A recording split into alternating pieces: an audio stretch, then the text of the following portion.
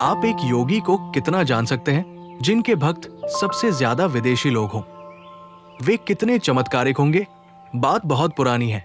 अपनी मस्ती में खोए एक युवा योगी लक्ष्मण दास हाथ में चिमटा और कमंडल लिए फर्रुखाबाद, उत्तर प्रदेश से टुंडला जा रही रेल के प्रथम श्रेणी के डिब्बे में चढ़ गए।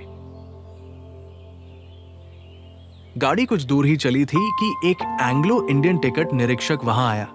उसने बहुत कम कपड़े पहने अस्त व्यस्त बाल वाले बिना टिकट योगी को देखा तो क्रोधित होकर अंट-संट बकने लगा, परंतु वो योगी अपनी मस्ती में ही चूर था, अतः वो चुप रहा। कुछ देर बाद गाड़ी नीप करौरी नामक छोटे स्टेशन पर रुकी। तब टिकट निरीक्षक ने उसे अपमानित करते हुए उतार दिया तो योगी ने वही अपना चिमटा गाड़ दिया और शांत भाव से बैठ गया। जब गार्ड ने झंडी हिलाई तो गाड़ी बढ़ी नहीं। पूरी भाप देने पर पहिए अपने स्थान पर ही घूम गए। इंजन की जांच की गई तो वो एकदम ठीक था।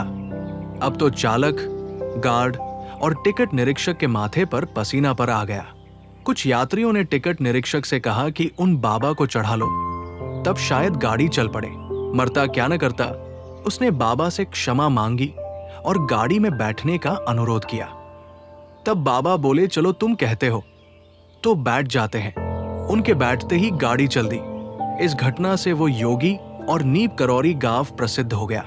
बाबा आगे चलकर कई साल तक उस गांव में रहे और फिर नीम करौरी बाबा या बाबा नीम करौली के नाम से विख्यात हुए। बाबा ने अपना मुख्य आश्रम नैनीताल, उत्तराखंड की सुरम्य घाटी में कैंची ग्राम में बनाया।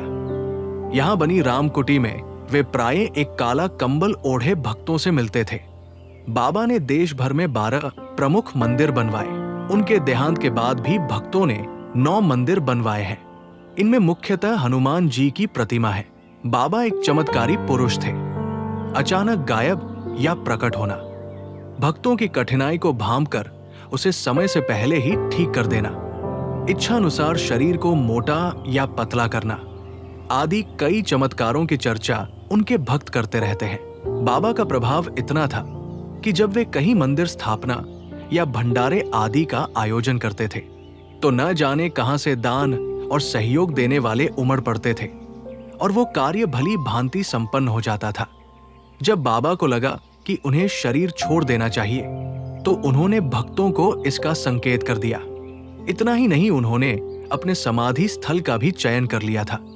9 सितंबर 1973 को वे आगरा के लिए चले।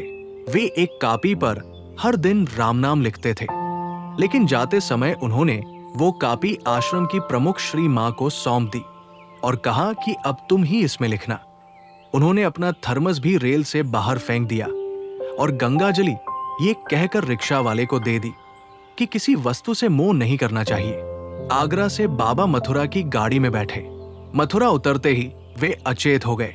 लोगों ने शीघ्रता से उन्हें रामकृष्ण मिशन अस्पताल वृंदावन में पहुंचाया, जहां 10 सितंबर 1973 अनंत चतुर्दशी की रात्रि में उन्होंने देह त्याग दी।